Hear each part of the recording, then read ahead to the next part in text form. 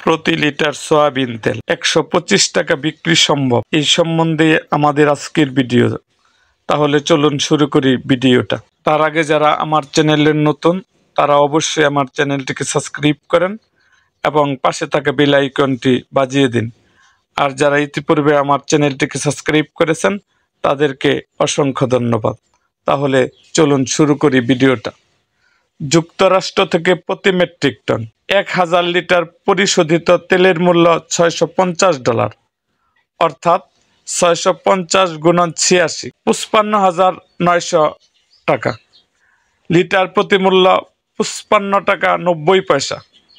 এর সঙ্গে শিপিং খরচ প্রতি মেট্রিক টন গড়ে $65, অর্থাৎ 65 গুণন 86 সমান 5,590 টাকা। লিটার প্রতি 5 টাকা 69 পয়সা। মাদার ভেসেল থেকে লাইটারে এবং লাইটার থেকে নির্ধারিত জেটিতে কন্টেনারে লোড আনলোড খরচ লিটার প্রতি গড়ে 5 টাকা। বোতলজাতকরণ প্যাকেজিং খরচ প্রতি লিটার সর্বাধিক 10 টাকা। চট্টগ্রাম থেকে বাংলাদেশের যে কোনো প্রান্তে পরিবহন খরচ লিটার প্রতি সর্বোচ্চ 5 টাকা। পরিশোধিত ভোজ্য তেলের আমদানি শুল্ক 14% হিসাবে প্রতি মেট্রিক টনের শুল্ক 7,826 টাকা, যা লিটার প্রতি দাঁড়ায় 7 টাকা 80 পয়সা।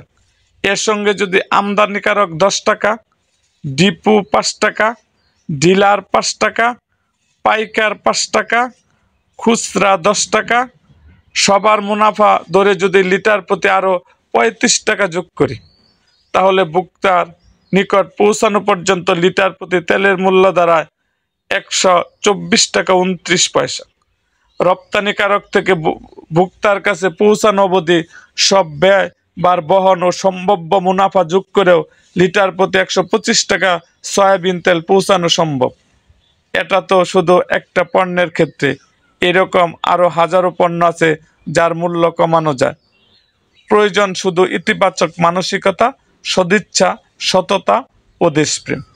এরকম আরও ভিডিও পেতে আমাদের চ্যানেলটিকে সাবস্ক্রাইব করুন এবং পাশে থাকা বেল আইকনটি বাজিয়ে দিন।